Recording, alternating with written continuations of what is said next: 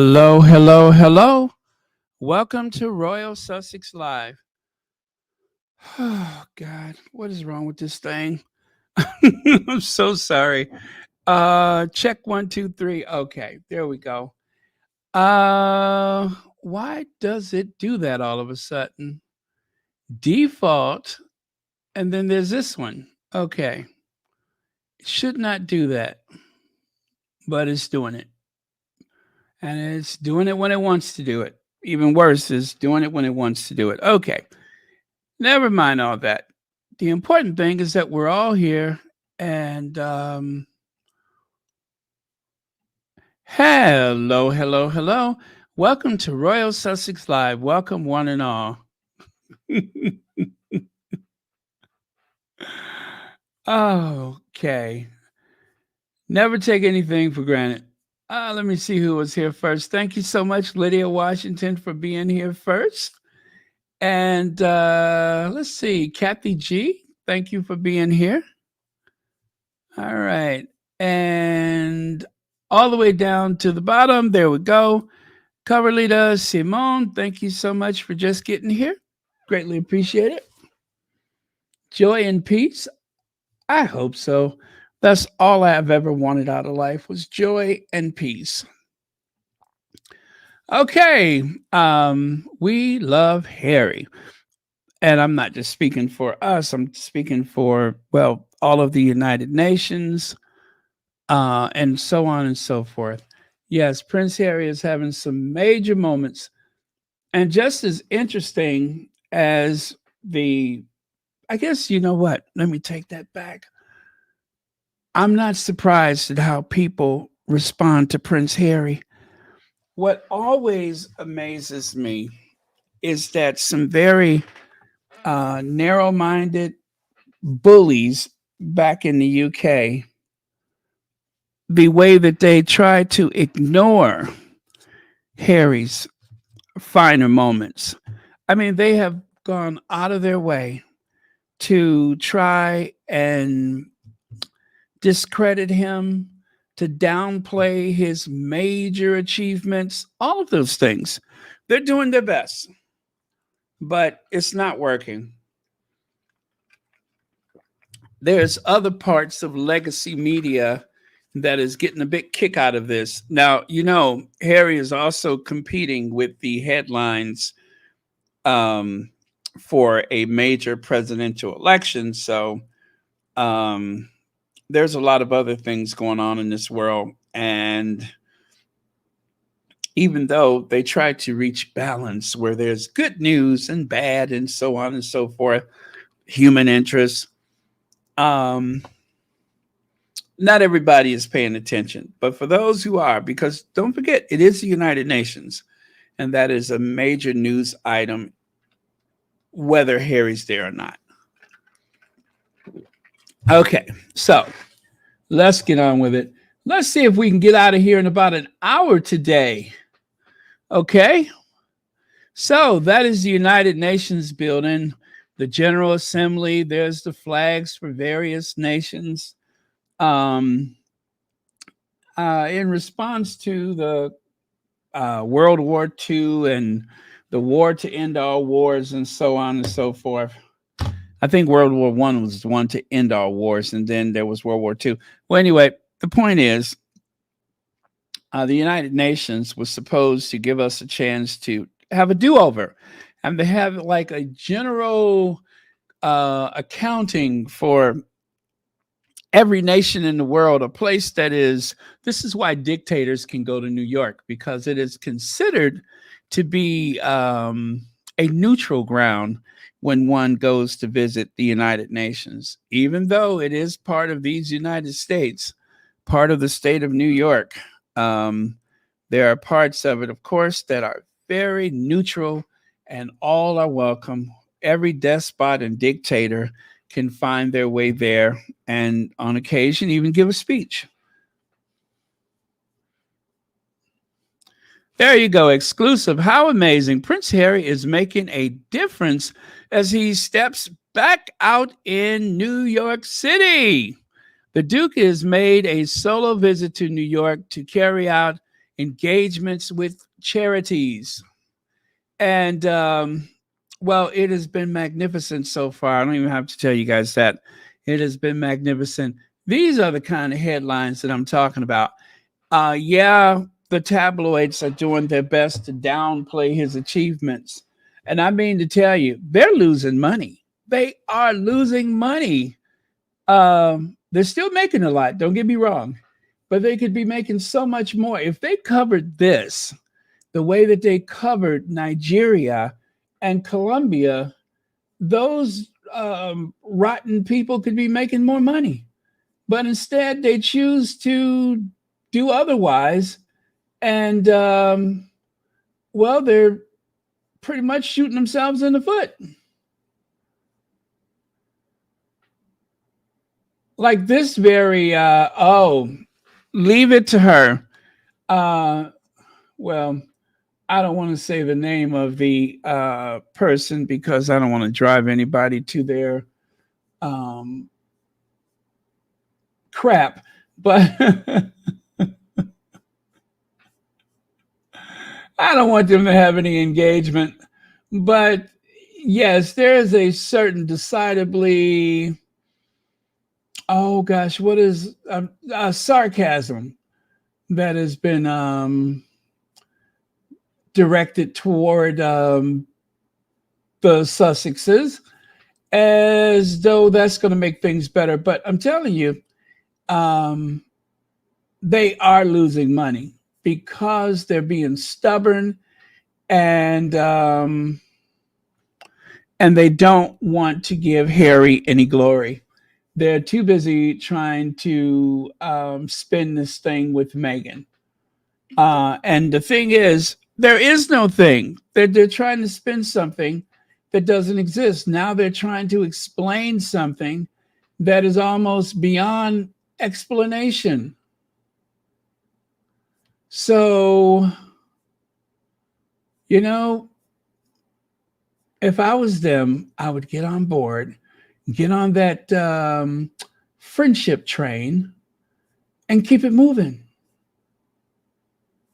Yeah, get on that friendship train and keep it moving. But they're not. So yeah, I'm just taking a quick look. Yeah. Mm-hmm. Very little coverage. Wow. Wow.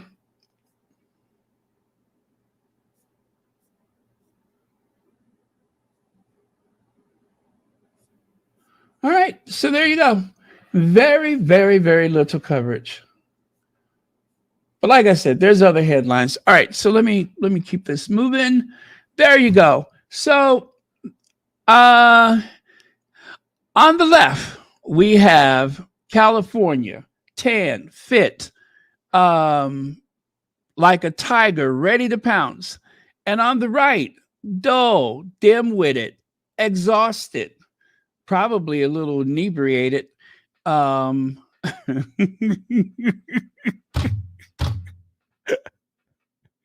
but don't worry for him. He's going to be king. He is going to be king. So don't feel sorry for him because he will be king and all will be sorted out, I'm sure.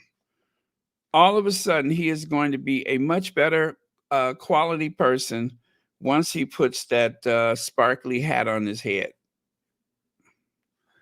Okay, take a look again. Um, you can tell that there's a thinking person on the left. There's something behind those eyes that is magnificent.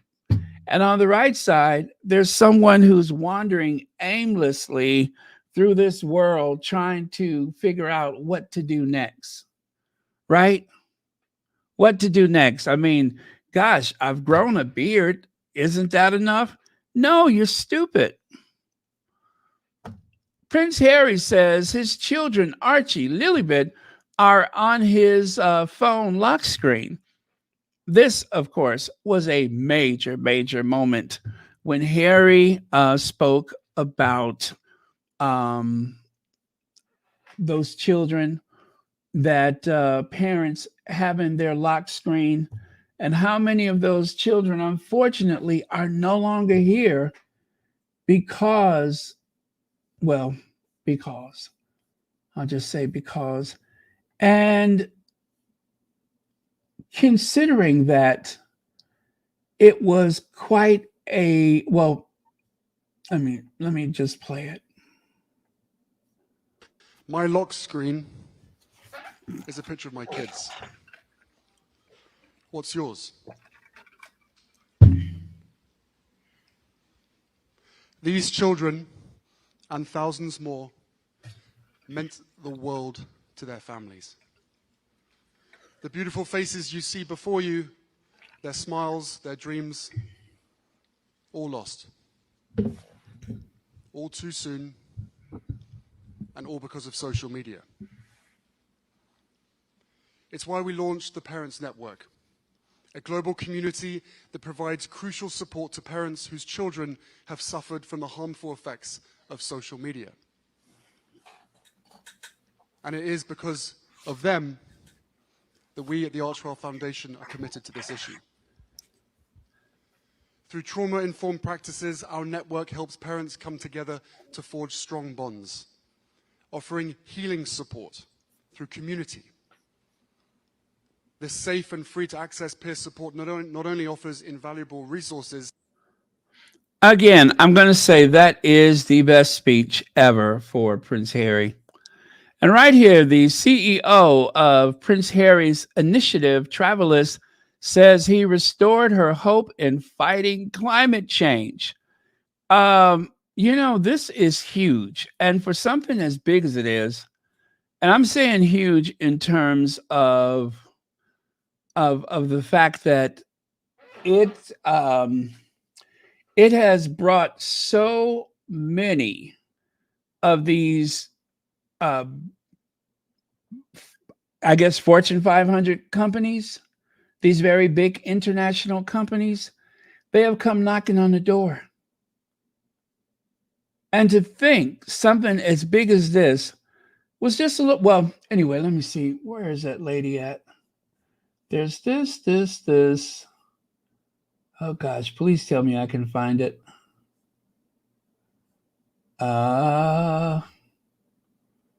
Well, no, I don't want that one. Is that the one I want?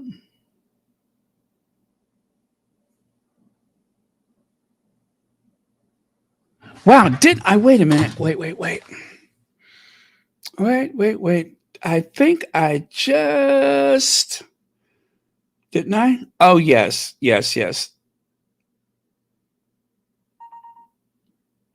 Okay. All right. Got it now. Got it. I confused myself for a second there. And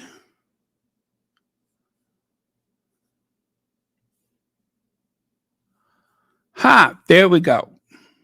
It is my great pleasure to welcome to the stage our founder, Prince Harry, the Duke of Sussex, who would like to say a few words. Good afternoon, everyone. Welcome, and thank you for being here. As I sought solutions to some of the world's most pressing conservation challenges, I quickly realized just how profound an impact the travel and tourism industry has. Our new data initiative aims to give us a clearer understanding of how tourism can be a genuine force for good and what changes are needed to ensure that it delivers on that promise. It's what inspired me to create Travalyst in the first place. They said we'd never get these major tech companies to collaborate. They said we'd never bring data to scale consistently or build solutions Let me just make sure that that work. you heard that. It's what inspired me,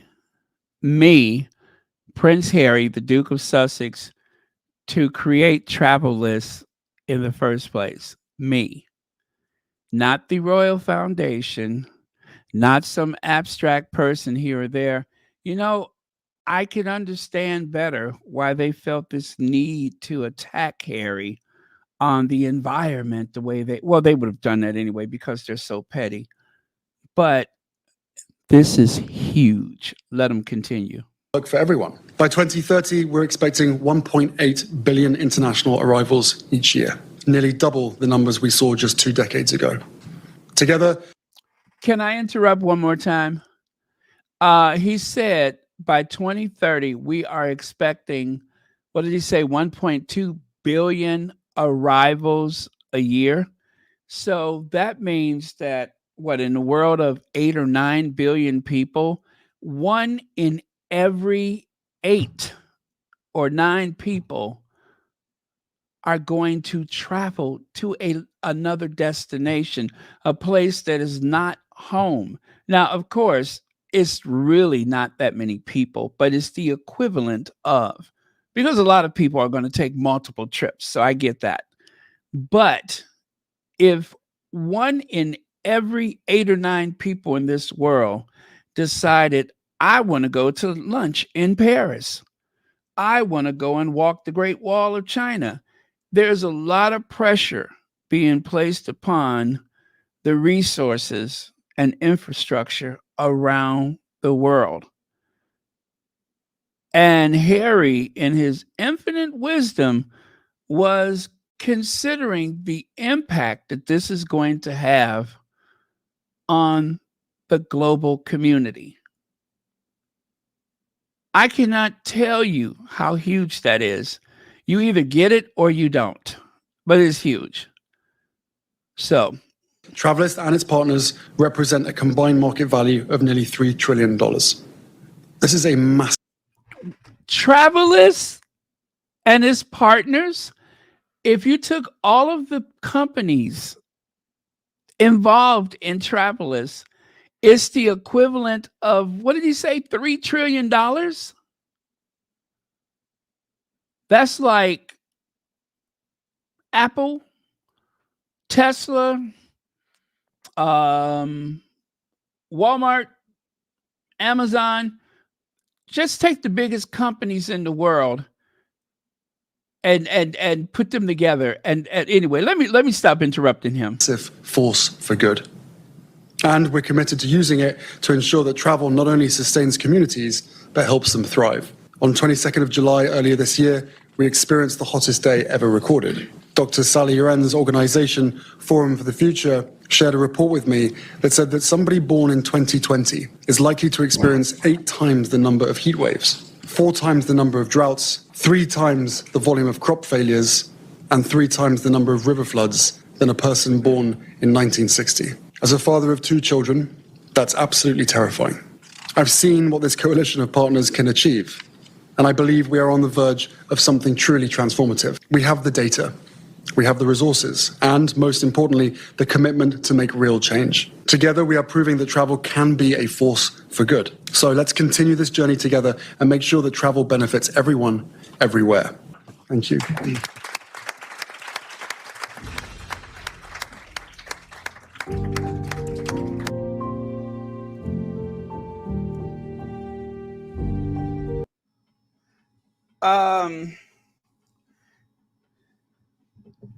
Like I said,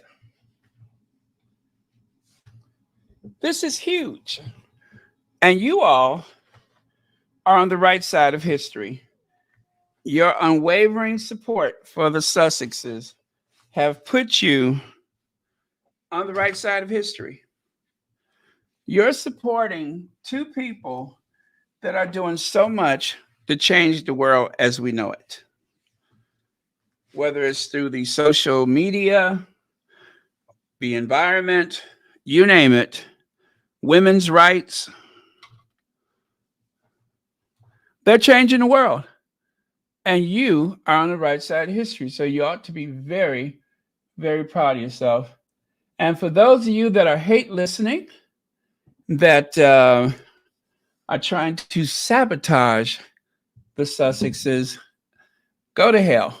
All right. Let me continue. And of course, after the meeting, Harry went around and shook hands with people that some I'm sure he just met for the first time. But let me tell you, Harry is the superstar. The last time that somebody had that much enthusiasm at the United Nations, I believe they had elected the first president of African descent, known president of African descent, Barack Obama. That was the last time there was that much excitement, in my opinion, at the United Nations. Otherwise, it has been pretty dull, but there is an air of excitement because of the Duke of Sussex. Yeah. Okay, let me keep going because I promised an hour today. Also, Harry reminisced a bit about his connection to Lesotho. And of course, we talked about that yesterday. Let me take a look here. I can't see the top of that one. What does it say? It says Prince Harry, the Lesotho family, as well as the Lesotho itself, has been a pillar of strength for me over the last 20 years, welcoming me with such open arms and such kindness. The beautiful mountains, kingdom feels like a home away from home. The kingdom feels like a home away from home. It was so passionate. As a matter of fact, it was so passionate. I thought to myself, I could do it no justice. I really can't. So that's another example of something that you need to really hear from Harry himself. Let me see if I can find that. Yeah, you need to hear it from him, not from me. So, oh, by the way, don't forget to watch that video that I made earlier.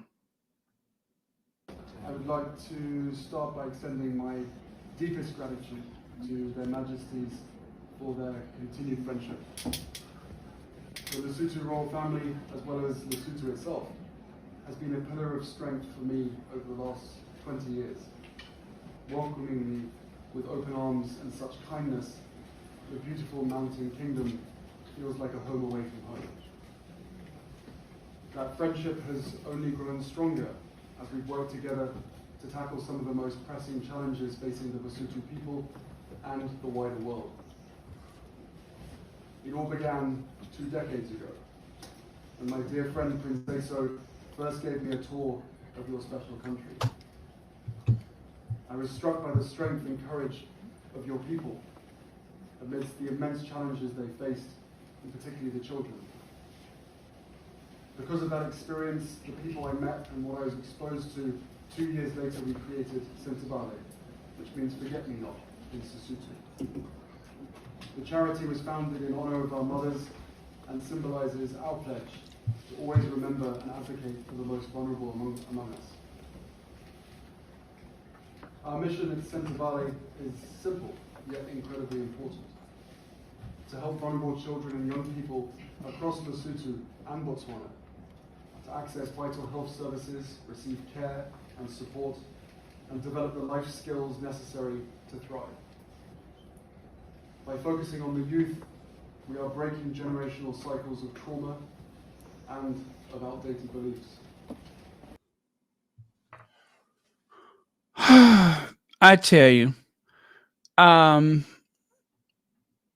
could not have planned a better week for Harry. Right there, you can see. Actually, we saw this before Harry went to New York. It says Her Majesty Queen Massenate Mahato Seso, joined by Prince Harry, the Duke of Sussex, in a partnership with the government of Lesotho and the United Nations in Lesotho, um, will engage in a thoughtful presentation on key issues. So I saw that and I just thought, oh, well, that's, one of the things that he was planning to do anyway. This was actually a meeting that was arranged, outside of everything else. The Lesotho delegation invited Harry to come. And as they say, there was like this excitement when Harry showed up. It was just great. So God love him. And the fact that he does not forget about the people that have been there for him. So the cost of monarchy hits £500 million a year. Well, I do have a soundbite from Graham Smith, who is now, as you guys, there's a lot of people who could have sponsored a study of how much the cost of monarchy actually is. But there's a lot of academics who will not touch it. But they paid for this study. And so far, the palace has not disputed, that is, their findings in any way. They have decided to just not talk about it. Instead, they decided to go after Meghan and to go after Harry, and pretty much they are using every distraction they could think of so that people will not talk about the £500 million elephant that's in the room. Reveals the royals cost the country more than £500 million a year. As Keir Starmer tells the country tough decisions are needed and that more cuts are on the way, the annual cost of the monarchy has hit more than £500 million. Now, the cost goes well beyond the official sovereign grant, which is also spiralling out of control. The £510 million bill includes profits from the Duchies of Lancaster and Cornwall, which research conclusively shows are state assets, as well as costs to local council, security for 24 homes, routine use of helicopters and private or RAF jets, unpaid taxes, and lost opportunity costs. So that little complex thing about the sovereign grant, actually, no, they receive money from, gosh, where does the money come from? From the state by way of a sovereign grant, which is used to operate the monarchy, and then the surplus, anyway, it's very difficult to explain. But it seems like a shell game. It looks like an old shell game. And of course, chances are the only people that are winning is the sovereign and all of his little minions. Okay. Now, with all of the talks of costs of living rises and massive cuts of services from the UK government, now couldn't be a better time to announce that Kate back at work to prepare for a Christmas concert.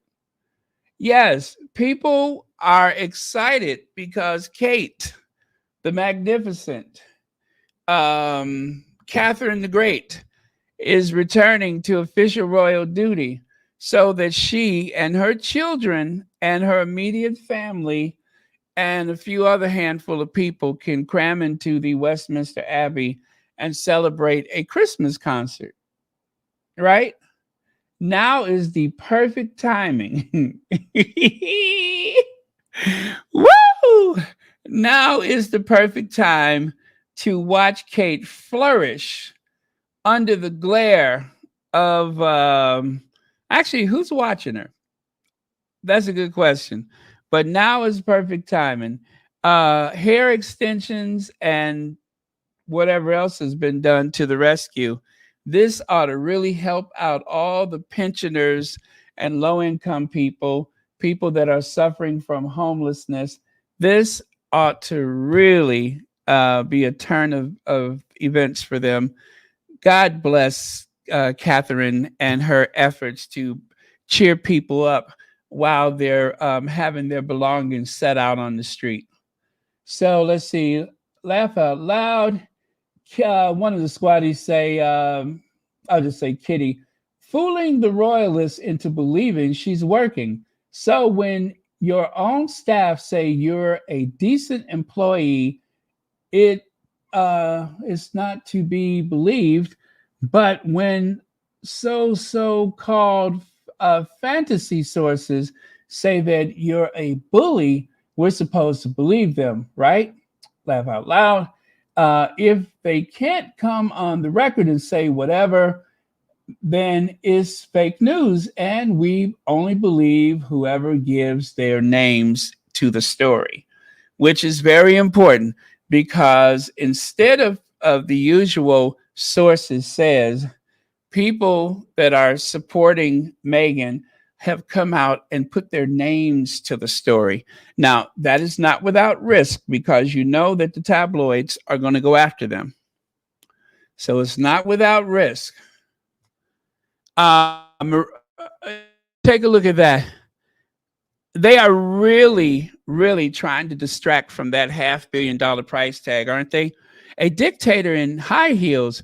No, Megan's the world's loveliest boss, says her staff. Now that's supposed to be sarcasm. And then on the right side there, Megan, perfect boss or demon.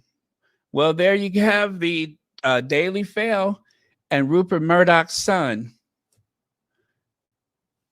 Okay. And then take a look at that. Matt Wilkinson says, can anyone keep up with this? First Hollywood Reporter quotes staff calling Meghan dictator in high heels.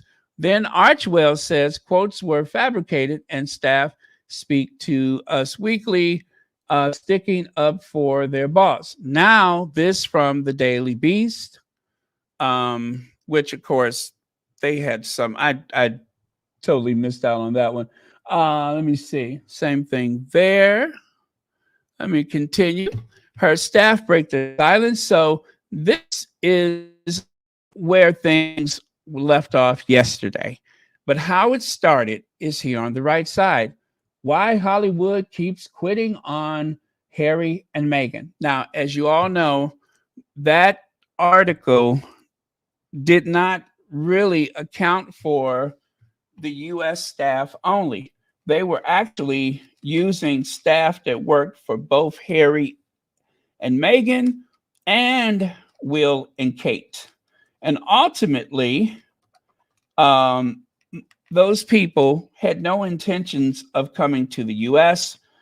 I will just say that the Archwell Foundation / Archwell Productions should be the only people that are allowed to speak, not from 4 years ago in that very biased, one-sided situation involving the royal family. We all know that they were leaking and briefing at the time, and they are still leaking and briefing.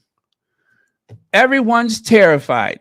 So after the article from the very biased, evil, malicious Hollywood Reporter, then of course the Fail, the Sun, the New York Post, which is also owned by Murdoch, they all jumped on the bandwagon. And you see, they have Kettler. Look at the upper right. They have him circled. They don't know if he quit or if he was fired. It was said by both sides that it was mutual. So why not just say he left or he departed? But when they say quit, they use that to make it sound like he was fed up.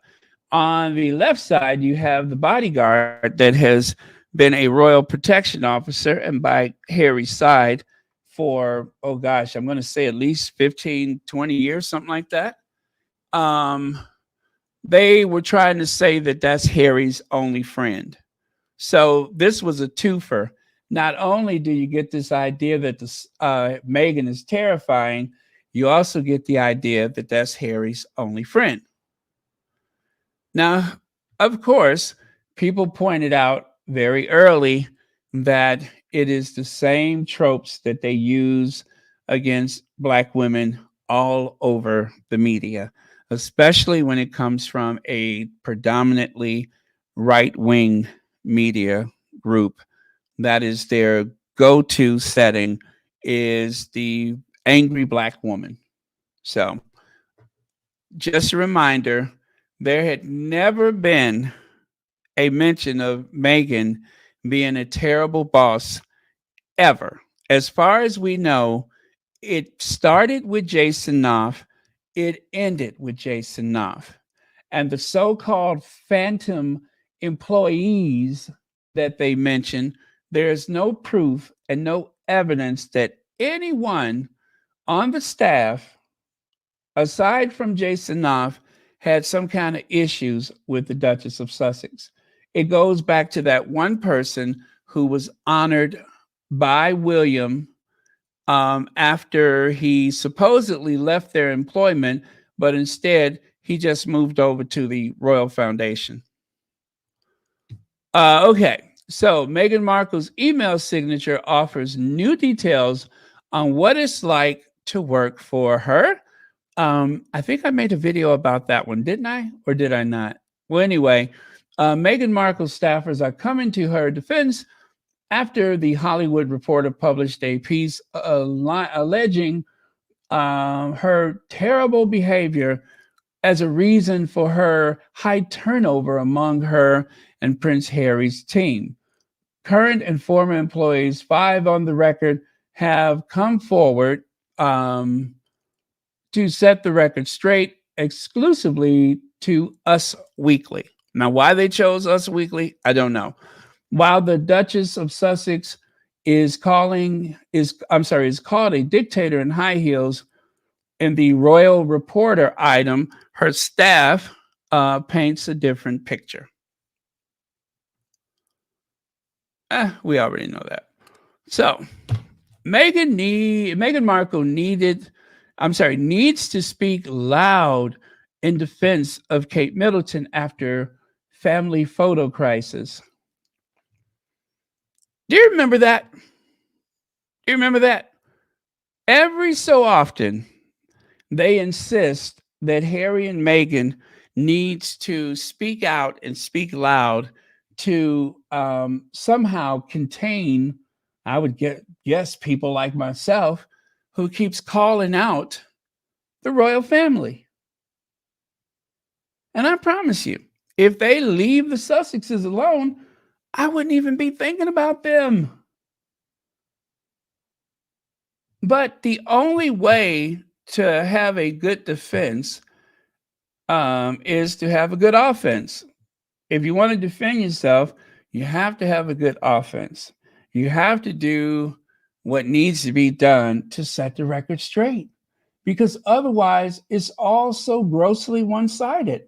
So I'm glad that people are pushing back, that people that work for the Sussexes or have worked with them in the past are pushing back. You can't just keep ignoring this.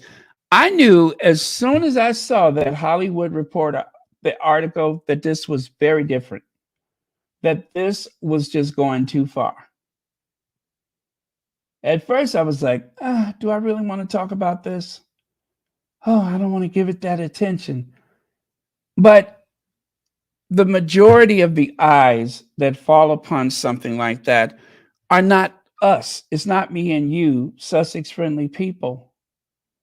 It is to further degrade and erode the really horrible opinions that people have about someone that they never met. That is the whole point of it. And if you don't push back, if you don't say something, as they always say in politics, never let your opponent define you.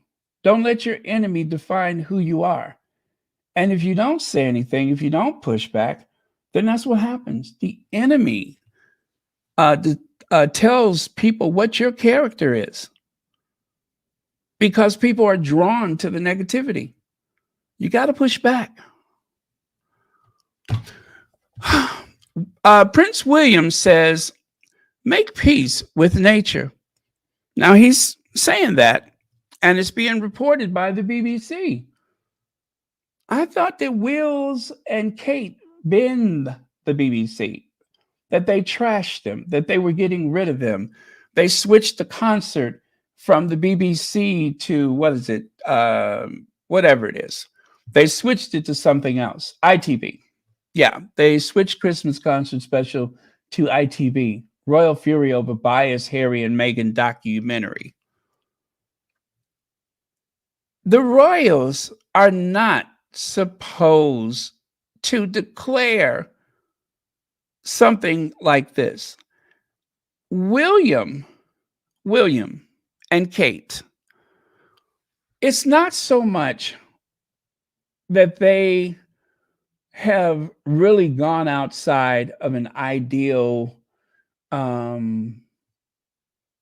functioning royal household as far as Harry and Meghan is concerned. The real problem is that they're petty with everybody. The BBC, they had this falling out with the BBC. And before that, they had this falling out. Do you remember when William declared that he wasn't working with Tom Bradby anymore?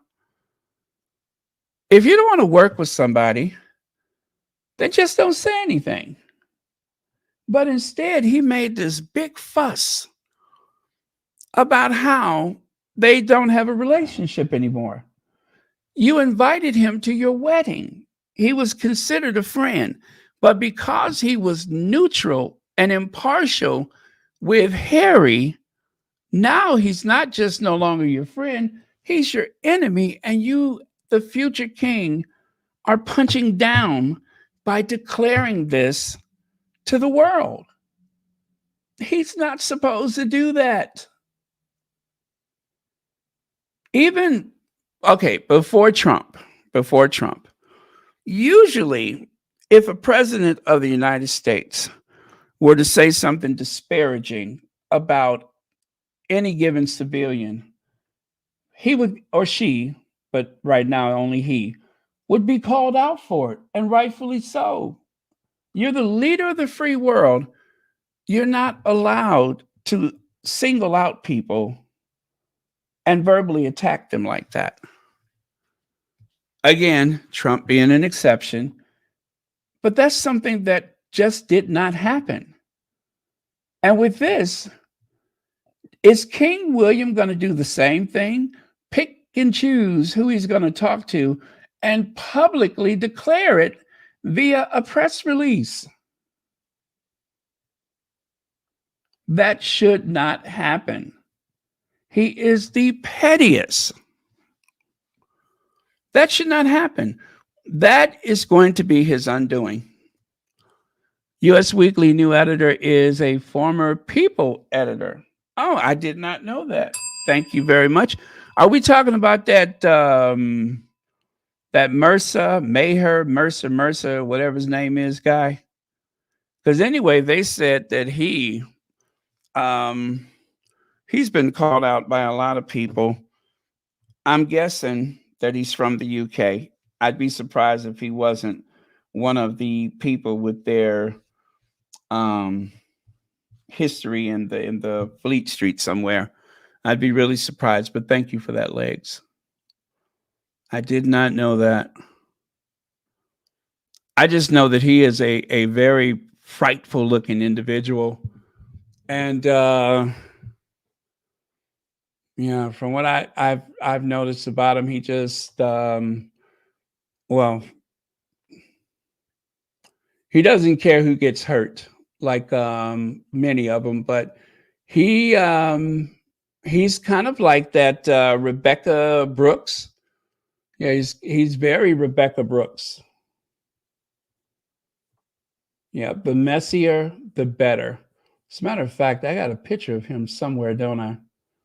I just showed his photo yesterday. Let me see if I can find it. Huh. Let me see if I can find it. Was it yesterday or was it the day before? Maybe it was the day before. Let me see. But yeah, he looks like a nasty customer. Awful. You know, I really hate that they're bringing, um, it's like an invasion. You know how they had the invasion of British artists back in the 80s, the music artists? And before that, it was the Beatles and so many other British bands. In the US media, there is an invasion from Fleet Street. They are, because, you know, um, American writers, they don't write in such a malicious tone like this. They were schooled to be fair and impartial, right? Not that they all are, but that is the way they were educated. But let me see, number 50. That seems to be lacking so much. There's no humanity in the British tabloid media. None.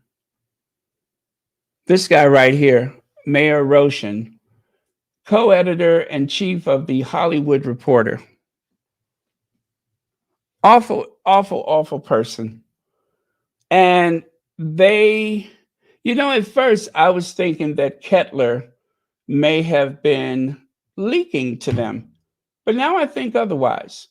And also, let me remind you guys something else. It is very unusual for anyone to brief against their employers in Hollywood. Very, very unusual.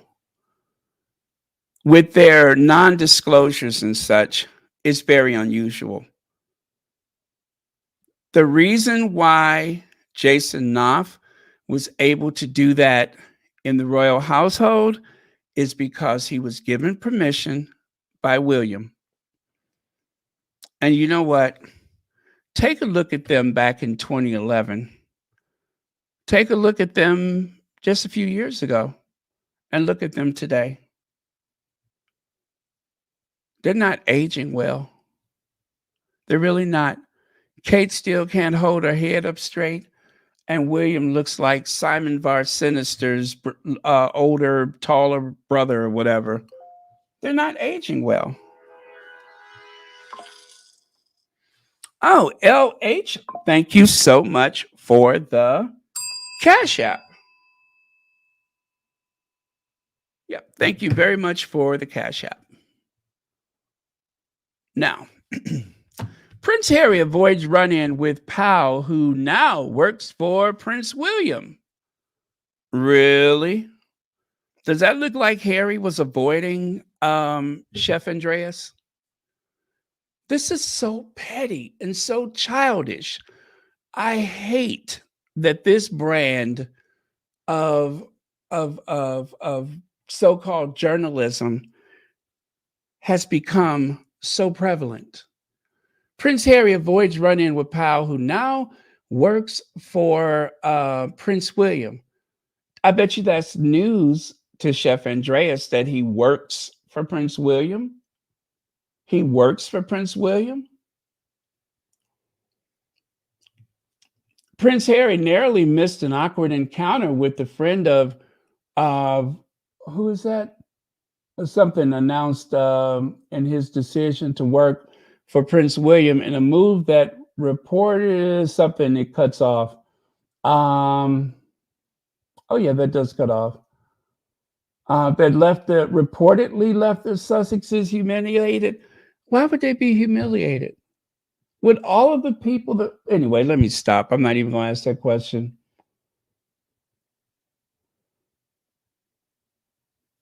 BS. Anyway, I'm just going to say if that's an awkward run-in, if that's some awkward situation, like Harry, oh, I can't talk to this person. They work for my brother. Seriously? Seriously? What a line of bull. Okay. And Chef Andreas, like I say, this man is having the time of his life. Another incredible year at Clinton Global Initiative, catching up, not snatching, catching up with good friends and getting inspired by so many grassroots leaders on the front lines of creating a better world. Oh, are we catching up with good friends like Prince Harry? I think so. We're catching up with good friends, which includes Prince Harry. Huh? And of course, Katie Couric and, the lady that lives with the chimpanzees or whatever. Harry has done a morning jog through Central Park. Has Harry? I'm not sure, but thank you, Legs. I'm pretty sure that he had probably gone to the gym at whichever hotel he's staying at. I'm thinking he's going to use the gym. Thank you so much for your super chat. Spare to the rescue. Prince Harry's best-selling memoir, Spare, drives sales at book publishing giant.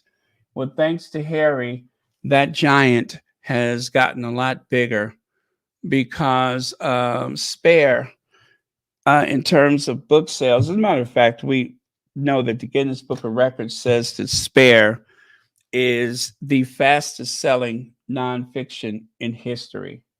Like I said, there was a certain air of excitement when Barack Obama used to go to the United Nations. But today's air of excitement, the superstar at the United Nations, clearly Prince Harry.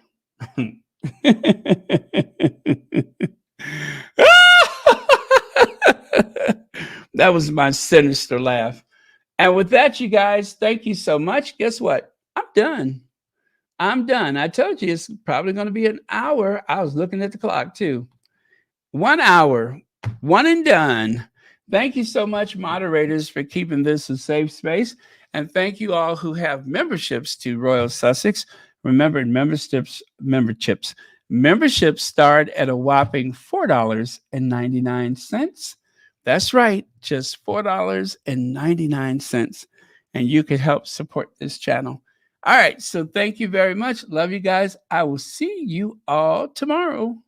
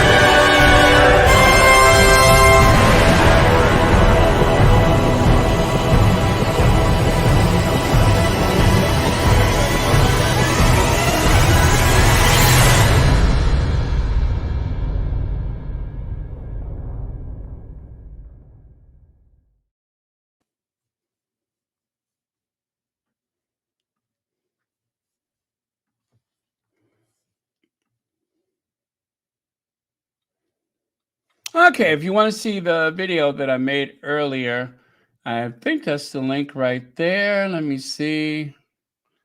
Oh no, you know what? Is it? I think so.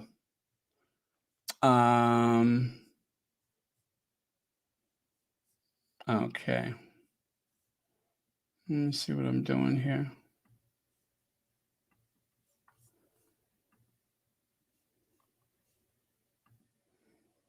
Okay, I'm going to pin that to the top of the chat. It is 59:50. 59 minutes and 50 seconds. Let me make sure that that is the right thing before I go. Yes, that's it. So, right on the nose. See you guys later. Have a great night or great morning, whichever applies. It has been an amazing week thus far. And I'm happy that we're getting the chance to get this type of event for the Sussexes, for Prince Harry. All right, good night.